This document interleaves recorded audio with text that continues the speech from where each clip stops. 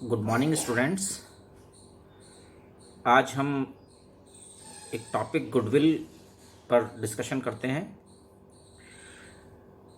Students, ये topic एक important topic है। तो आइए सबसे पहले जानें ये गुडविल होता क्या है। स्टूडेंट्स, गुडविल को नॉर्मली हम हिंदी में ख्याति बोलते हैं। यानी कि अगर हम आसान शब्दों में कहें, नेम एंड फेम। यानी किसी भी बिजनेस के अगर हम पॉइंट ऑफ व्यू से बात करें कि बिजनेस का पॉइंट ऑफ व्यू से बिजनेस का नेम फेम ही उसकी गुडविल को डिसाइड करता है। अगर बिजनेस का नाम बहुत अच्छा है तो उसकी गुडविल बहुत अच्छी होगी। अगर बिजनेस का नाम अच्छा नहीं है, उसके प्रॉफिट्स की जगह लॉसेस हो रहे हैं या मार्केट में उसकी अच्छी रेपुटेशन नहीं है, तो हम कहेंगे कि उसकी गुडविल कम है। यानी कि हम नेम फेम और रेपुटेशन से इसको इजीली जज कर सकते हैं। तो आइए देखते हैं एक नज़र में। When partners carrying on a business with their firm for a long time, they earn a reputation for it. This reputation translates in monetary terms into expected future profits above normal profits. Students, businessman जब बहुत दिनों तक काम करता है या partner किसी firm में बहुत दिनों तक काम करते हैं, मेहनत करते हैं, तो वो फर्म जो है वो प्रॉफिट अर्न करना शुरू करती है और धीरे धीरे उसके प्रॉफिट्स मैक्सिमम होते हैं। यानी मेहनत करके वो अपने बिजनेस को उस ऊंचाई पर पहुंचाते हैं जहां से वो उसके प्रॉफिट्स बढ़ने लगते हैं।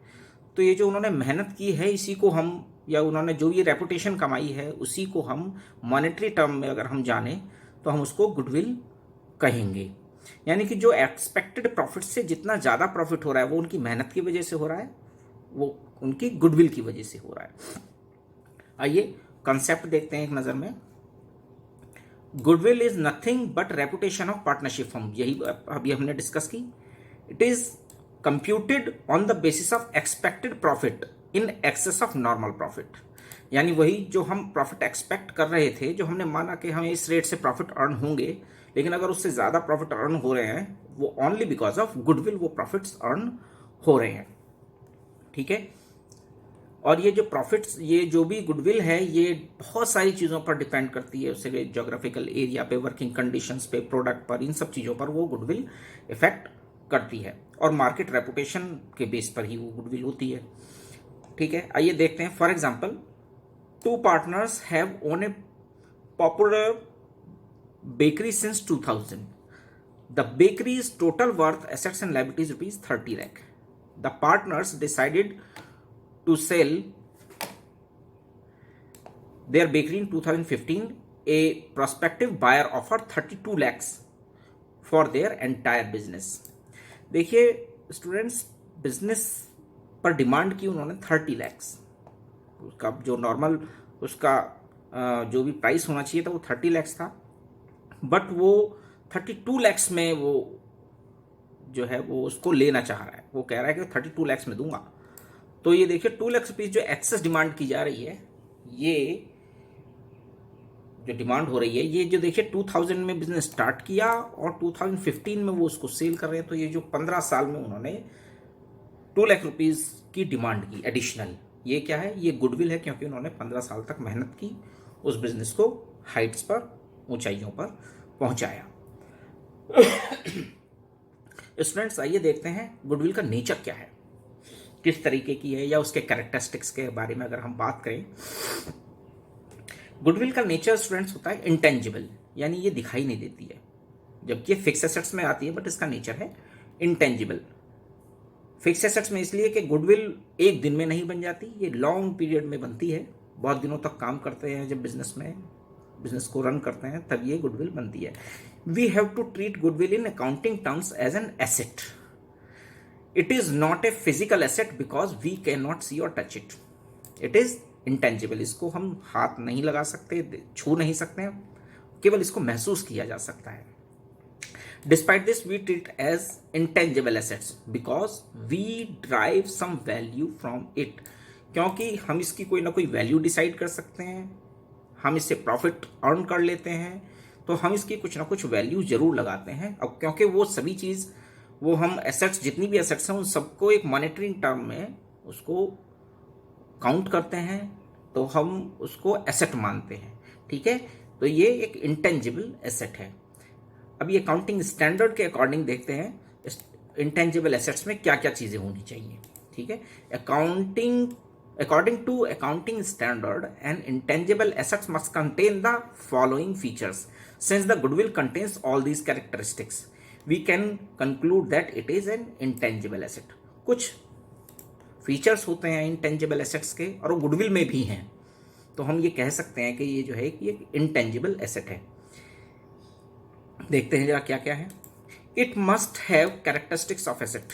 एसेट तो ये है क्योंकि लॉन्ग पीरियड के लिए हम इससे बेनिफिट लेते हैं। It means that it must have some clearly identifiable value. तो इससे हमें कुछ ना कुछ आइडेंटिफाइबल वैल्यू हमको जरूर मिल जाती हैं। ठीक है। The assets must have future economic benefits. हम बात कर रहे थे अभी गुडविल के बारे में कि गुडविल एक दिन में नहीं बनती है। गुडविल जैसे फर्म की अच्छी होगी, देखिए प्रॉफिट और गुडविल में डायरेक्ट रिलेशन है। जब प्रॉफिट्स मैक्सिमम होते चले जाएंगे तो गुडविल आपकी इंक्रीज होगी, और जैसे गुडविल आपकी इंक्रीज होगी तो उससे फिर बाद में प्रॉफिट्स भी इंक्रीज होते चले जाएंगे।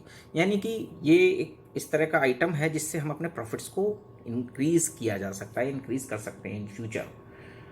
देखिए मैं एक एग्जांपल देता हूँ आप लोगों को कि अगर किसी फर्म की गुडविल बहुत अच्छी है, साख बहुत अच्छी है, तो कंज्यूमर्स उस नेम फेम की वजह से उसी शॉप पर मार्केट में उसी शॉप पर जाना पसंद करते हैं जिसकी मार्केट में रेपुटेशन बहुत अच्छी है। तो उससे सीधी सी बात है उसकी सेल इंक्रीज होगी और प्रॉफिट्स भी इंक्रीज हो जाएंगे। बट इसके अगेंस्ट अगर उसकी मार्केट में गुडविल अच्छी नहीं है, रेपुटेशन अच्छी नहीं है, खराब है, तो कंज्यूमर उसके पास नहीं जाएंगे और उसको सेल ज़्यादा नहीं होगी, तो उसके क्या होंगे, प्रॉफिट्स कम होते चले जाएंगे। So the firm must be able to expect and predict what value they will get from it. तो फिर भी क्योंकि ये इससे बेनिफिट फ्यूचर में होते हैं, तो लेकिन फिर भी हम इससे ये एग्जैक्टली ये नहीं कह सकते कि हम इसमें क्या एग्जैक्ट प्रॉफिट होंगे, लेकिन इससे डेफिनेटली हमको फ्यूचर में प्रॉफिट्स इसके ज़रूर होंगे। It's value must be measurable. Definitely हम इसको इसकी कोई फिक्स वैल्यू तो नहीं है, बट लेकिन फिर भी हम इसका मेजरमेंट कर सकते हैं। ठीक है। तो ये डिफरेंट करता है, अलग अलग बहुत सारे फैक्टर्स हैं जिस पे गुडविल अफेक्ट करती है। तो इसके कोई एग्जैक्ट वैल्यू कोई नहीं कह सकता, सबका अपना अपना मेजरमेंट करने का अलग अलग तरीका है, लेकिन फिर भी इसको हम मेजर कर सकते हैं, चाहे अपने तरीके से ही करें लेकिन कर सकते हैं। It is non an asset. ये एक एसेट नहीं है अगर इसकी मॉनेटरी टर्म में हम वैल्यू फाइंड आउट नहीं कर सकते। तो हम इसको मॉनेटरी टर्म में यूज़ इसीलिए करते हैं जिससे कि हम इसको एसेट मान सकें। एसेट्स में वो सभी चीज़ें, ये उसको मॉनेटरी टर्म में हम इसको यूज़ कर सकते हैं। ठीक है। यानी कि ये एक एसेट है हमारी। तो हम देख पा रहे हैं कि अकाउंटिंग स्टैंडर्ड में जो ये कैरेक्टरिस्टिक्स दिए हुए हैं ये एक एसेट्स के लिए दिए हुए हैं, और ये सभी क्वालिटीज़ गुडविल में भी हैं। आइए आगे देखते हैं वो कौन से फैक्टर्स हैं जो गुडविल को अफेक्ट करते हैं। ये एक इम्पॉर्टेंट टर्म है, हम इसको ज़रूर एक्सप्लेन करेंगे। ये फैक्टर्स हैं जो गुडविल को अफेक्ट करते हैं। हमारे बिजनेस में बहुत सारी ऐसी चीज़ें हैं, कुछ हमारे कंट्रोल में है, कुछ कंट्रोल से बाहर हैं, ये हमने बिजनेस स्टडीज़ में भी पढ़ा है। लेकिन फिर भी हम वो देखते हैं कि हम कैसे वो कौन से फैक्टर्स हैं जो हमारी गुडविल को या तो कम कर देते हैं या ज़्यादा कर देते हैं। अभी मैंने आपको पहले बताया कि गुडविल और प्रॉफिट में डायरेक्ट रिलेशन है, जिसमें हम बात कर रहे थे कि अगर गुडविल अच्छी है तो प्रॉफिट्स इंक्रीज होंगे, और गुडविल ख़राब है तो प्रॉफिट्स कम होते चले जाएंगे। तो अगर प्रॉफिट हमें जिस भी टर्म से हमारे प्रॉफिट्स गेन्स हमारे इंक्रीज हो रहे हैं, तो हम उसको सीधा मान सकते हैं कि ये इसकी गुडविल अच्छी है, और अगर प्रॉफिट्स कम हो रहे हैं तो गुडविल ख़राब है। तो हमें वो प्रॉफिट को देखते हुए ही ये फैक्टर्स को हम थोड़ा सा देखेंगे। सबसे पहले है हम देखते हैं partners ability to attract customers due to their reputation. ये सभी पार्टनर्स जो फर्म में हैं, ये उनकी एबिलिटी पर डिपेंड करता है कि वो अपने कस्टमर को कितने अच्छे तरीके से अट्रैक्ट करते हैं। यानी कि हम उनके बिहेवियर के बारे में बात कर सकते हैं, पार्टनर्स के बिहेवियर के बारे में, या हम बिजनेसमैन के बिहेवियर के बारे में बात कर सकते हैं। मान लीजिए किसी बिजनेसमैन का बिहेवियर बहुत अच्छा है तो कस्टमर उस बिहेवियर की वजह से वहाँ जाएंगे, और जाएंगे तो सीधी सी बात है सेल इंक्रीज होगी, और सेल इंक्रीज होगी तो प्रॉफिट इंक्रीज होंगे, तो गुडविल भी इंक्रीज होगी। इसके अगेंस्ट अगर किसी पार्टनर या किसी बिजनेसमैन की हम बात कर रहे हैं, तो किसी बिजनेसमैन का अगर रूड बिहेवियर है तो सीधी सी बात है कस्टमर वहाँ नहीं जाएगा, दूर रहेगा उस शॉप से, दूर रहेगा तो सेल भी कम होगी, सेल कम होगी तो प्रॉफिट्स भी उसके डिक्रीज होंगे या कम हो जाएंगे, कम होंगे प्रॉफिट। जब प्रॉफिट कम होंगे तो उसकी रेपुटेशन भी मार्केट में कम होगी, तो यानी गुडविल उसकी कम है, क्योंकि गुडविल को हम रेपुटेशन के साथ ही कंपेयर करते हैं, ठीक है। तो अगर रेपुटेशन कम होगी तो गुडविल भी उस जगह की उसकी कम होगी। नेक्स्ट देखते हैं क्वालिटी ऑफ गुड्स और सर्विसेज। अगर आप बहुत अच्छी क्वालिटी का गुड्स प्रोडक्ट सेल करते हैं या सर्विस अच्छी देते हैं उस प्रोडक्ट पर, तो डेफिनेटली कस्टमर्स वहीं अट्रैक्ट होंगे, क्योंकि मार्केट में सभी कस्टमर्स को क्वालिटी गुड्स की ज़रूरत होती है। बहुत कम ऐसे कस्टमर हैं जो चीप प्रोडक्ट को मांगते होंगे, लेकिन सभी कस्टमर्स एक अच्छी क्वालिटी का प्रोडक्ट शॉप पर जा कर के मांगते हैं।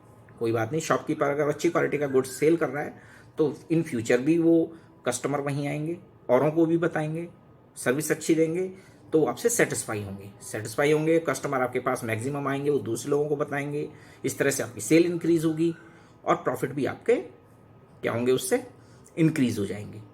अगर आप चीप क्वालिटी का प्रोडक्ट रखेंगे तो एक बार तो कस्टमर जाएगा, दूसरी बार नहीं जाएगा, और औरों को भी बताएगा कि नहीं वो वहाँ पर क्वालिटी प्रोडक्ट्स नहीं मिलते, ठीक है। तो अगर वो इस तरीके की आप ये प्रैक्टिस को यूज़ करते हैं, कोई भी बिजनेसमैन यूज़ करता है, तो कस्टमर नहीं आएंगे, प्रॉफिट्स कम होंगे और उसकी रेपुटेशन यानी गुडविल भी कम हो जाएगी। आइए देखते हैं कस्टमर सेटिस्फैक्शन। हम वही बात कर रहे थे, अगर कस्टमर सेटिस्फाई है तो अगेन एंड अगेन वो आपके पास आएगा और उनको भी बताएगा और आपका सेल इंक्रीज होगा। और अगर सेटिस्फाई नहीं है तो वो एक बार आएगा, दोबारा नहीं आएगा, सेल डाउन हो जाएगी, सेल डाउन तो प्रॉफिट भी डाउन और आपकी रेपुटेशन यानी फर्म की गुडविल भी कम हो जाएगी। अब बात आती है लोकेशन ऑफ द बिजनेस की। अगर बिजनेस का लोकेशन सेंट्रलाइज लोकेशन है, किसी मार्केट में है, तो उसकी गुडविल ज़्यादा होगी, क्योंकि वहाँ पर सेल्स ज़्यादा होगी, ज़्यादा कस्टमर जाएंगे। और अगर मार्केट से कहीं बाहर है जहाँ कस्टमर नहीं पहुँच पाएंगे तो सेल कम होगी, लॉस होगा तो गुडविल भी उसकी उस पर इफेक्ट होगी।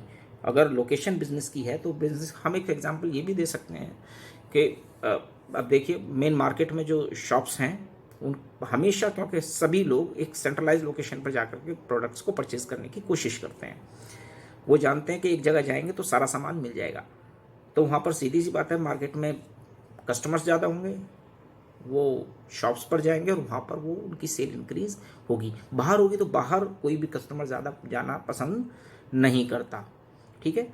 नेक्स्ट बात आती है profession of intellectual property like rights, like trademarks, patents वगैरह। अगर किसी बिजनेसमैन के पास या बिजनेस के पास पेटेंट्स हैं या ट्रेडमार्क्स हैं, उनसे अपने ट्रेडमार्क्स हैं, अपने पेटेंट्स करा रखे हैं, तो सीधी सी बात है कि उस जगह पर कस्टमर्स को भरोसा होगा, वो जानते हैं कि यहाँ पर क्वालिटी प्रोडक्ट मिलता है, पेटेंट किया हुआ है, तो ये इनका ओरिजिनल प्रोडक्ट है। तो कोई भी कस्टमर ओरिजिनल प्रोडक्ट अगर चाहता है तो सीधी सी बात है वहीं जाएगा, तो उससे क्या होगी, सेल्स इंक्रीज होगी, sales increase again profit increase तो फर्म की गुडविल भी इंक्रीज होगी। और अगर उसके पास में इस तरह का कोई कॉपीराइट या ये ट्रेडमार्क या पेटेंट्स वगैरह नहीं है, ठीक है, तो सीधी सी बात है सेल्स पर थोड़ा सा इफेक्ट पड़ेगा। वो हो सकता है कि क्वालिटी प्रोडक्ट्स रखते हों, लेकिन अगर किसी को ये पता हो कि नहीं इनका अपना बनाया हुआ प्रोडक्ट है और पेटेंट कराया हुआ है, तो वहाँ पर सेल्स ज़्यादा होती ही है। और अगर नहीं तो फिर वो थोड़े से कस्टमर ज़रूर वो इधर उधर हो जाते हैं, तो उससे सेल मामूली सी कम हो जाती है, कम हो जाएगी तो गुडविल पर इफेक्ट पड़ जाएगा। तो स्टूडेंट्स ये तो थे आपके गुडविल, आप लोगों ने पढ़ा कि गुडविल क्या है, इसके कैरेक्टरिस्टिक्स आपने पढ़े, और वो फैक्टर्स जो गुडविल को अफेक्ट करते हैं वो भी आपने स्टडी कर लिए। इससे आगे का कुछ नेक्स्ट वीडियो में देखेंगे। Thank you.